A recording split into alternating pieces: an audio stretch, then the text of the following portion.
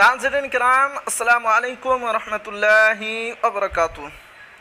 उम्मीदवारों ने केस लिया वापस, मुआविन उर्दू मुतरजमीन की हतमी लिस्ट जारी करे BSSC कारी सोहेब।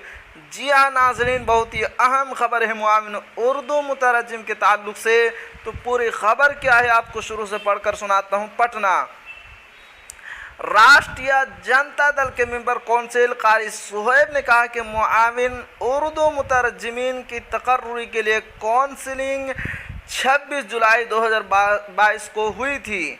उम्मीदवार इस इंतज़ार में थे कि उन्हें जल्द ही रोज़गार का मौका मिल जाएगा, लेकिन कुछ लोगों ने इस मामला को लेकर अदालत से रुजू किया और बस यही से बिहार स्टाफ सिलेक्शन कमीशन की उर्दू दुश्मनी उजागर हो गई, जिसके बाद मामला इल्तिवा का शिकार हो गया। मैंने बज़ाते खुद तकर्रुरी में आने वाली रुकावट को दूर करने के लिए कानून साज कौंसिल में इस मामले को उठाया था और BSSC के चेयरमैन से मुलाकात की कोशिश की। इस दौरान पूरी रियासत से उर्दू ज़ुबान से मोहब्बत करने वाले नाइब मुतरजमीन का फ़ोन कॉल आता रहा और मैंने अपनी जानिब से हत्तल मकदूर कोशिश की।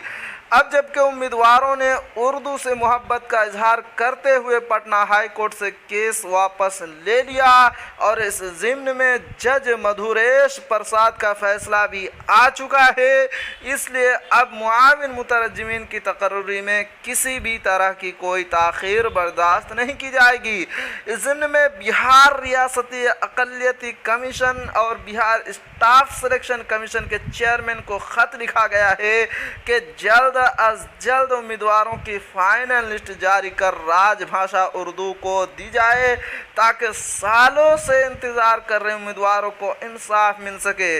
साथ ही साथ राजद MLC कारी सोहेब ने कहा कि जिन उम्मीदवारों की काउंसलिंग के कागजात में थोड़ी बहुत कमी है, उनकी भी तकर्रुरी के लिए जल्द अज जल्द वज़ीर आला नीतीश कुमार, नायब वज़ीर आला तेजस्वी यादव से मुस्लिम अरकान असम्बली व अरकान कौंसिल की मुलाकात होगी, ताकि उन्हें भी इंसाफ मिल जाए।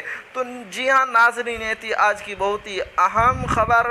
लास्ट में एक छोटी सी अपील है कि अगर आप हमारे चैनल पर नए हैं तो हमारे चैनल को ज़रूर सब्सक्राइब कीजिए और बेल आइकन के घंटे को भी ज़रूर दबा दीजिए, क्योंकि मैं आपके लिए इसी तरह की खबरें लेकर आता रहता हूँ।